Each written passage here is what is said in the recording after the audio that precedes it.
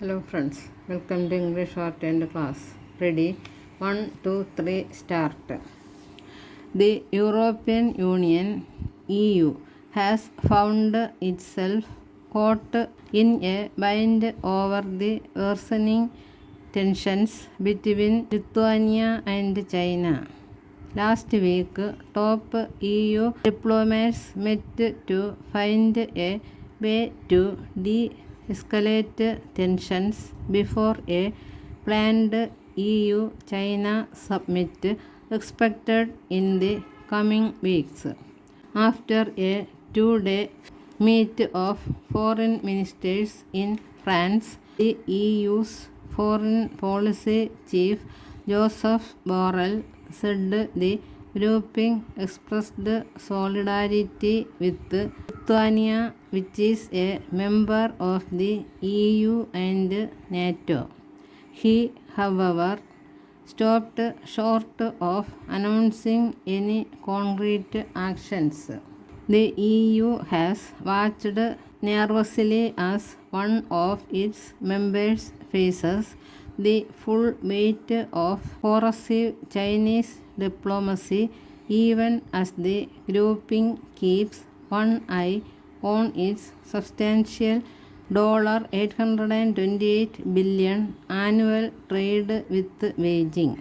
The tensions began last year after Lithuania announced the setting up of a Taiwanese representative office. Such offices are hardly unusual across Europe or in much of the world.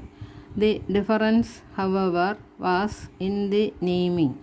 The offices elsewhere are not called Taiwanese but are named as in New Delhi, Taipei economic and cultural centers because of the One China policy followed by most countries, including India, that do not have formal diplomatic relations with Taiwan. Lithuania has said the name did not change its One China policy, but for Beijing the move crossed one of its most sensitive red lines. The opening of the office followed a number of developments that strained relations after the election of a coalition government that has underlined the importance of democratic values in the foreign policy of the first former Soviet republic that declared independence, as well as pushed closer ties with Washington. If the rest of Europe is unlikely to similarly test Beijing's Taiwan red lines, what has alarmed the EU is the forcefulness of China's response, which has ranged from downgrading ties, recalling its ambassador and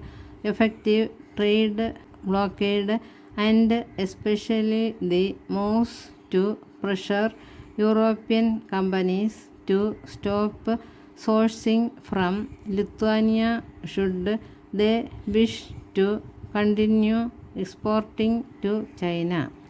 China's response suggests an attempt to, as Chinese strategists like to say, kill the chicken to scare the monkeys and ensure other countries do not contemplate a similar move.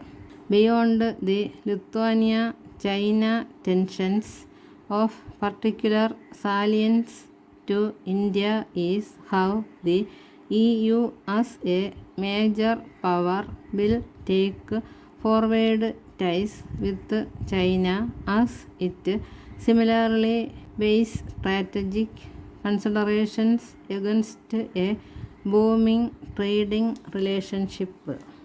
China's use of trade as leverage and as a method of coercion, which stands in stark contrast to its declaration in October on the 50th anniversary of its UN membership that it eschews power politics and hegemony is another matter of concern.